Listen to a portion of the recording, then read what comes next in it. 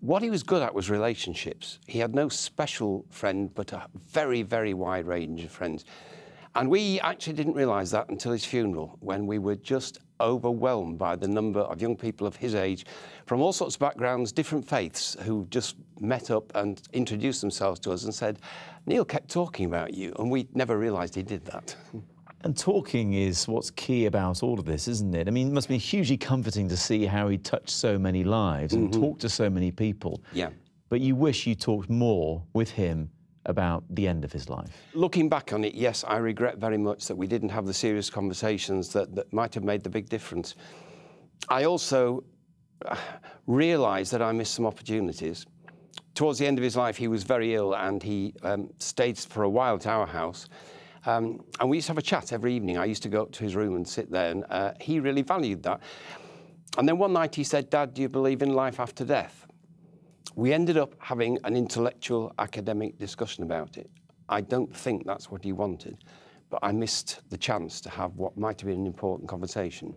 Kathy has said in one of her reports on The Last Taboo this week that most, if not all of us, are amateurs when we go through a loved one dying. It's not something any of us really want to go through, and it's hard to prepare for. Do you wish, though, you'd been given more information about how long he had left, so you could be better prepared?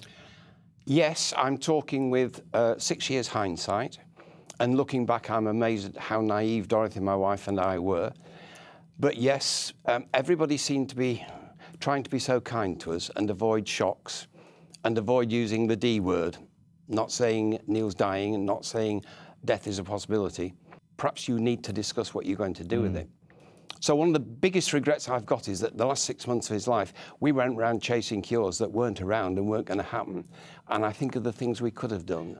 That felt like a waste of time. It feels like a really wasted opportunity, yeah. The National Council for Palliative Care is now calling for a government review into how dying, death and bereavement are dealt with across government departments and public bodies.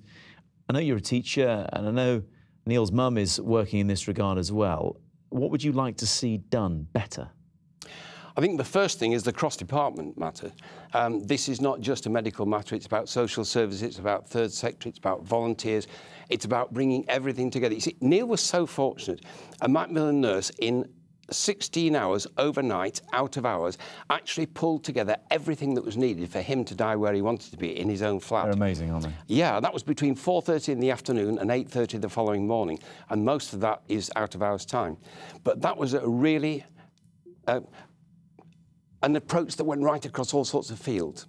And we didn't realise how many until we had to give all the stuff back at the end, and we found that they came from all sorts of different places. But I think going on to what else the NCPC is saying, we do need to look at broadening the subject and making it something that's accessible. We're calling it The Last Taboo. Should it be taboo for people to talk about? Should it be taboo for kids to learn about? I don't think it should.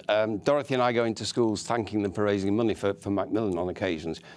And every time, literally every time we've been into a school, somebody's come up and said, my dad died and I don't know who to talk to, because there is this, leave it alone because we don't know how to cope with it. I believe 1 in 7 pupils will lose someone significant to them during their time in statutory education. And we do need to get this out into the open, not just as a subject on the curriculum, but as a thing it's okay to talk about.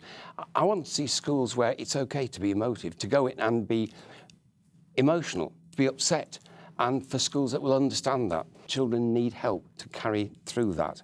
And at the moment, some schools do it wonderfully, but in the main, there's a lot needs doing, I think.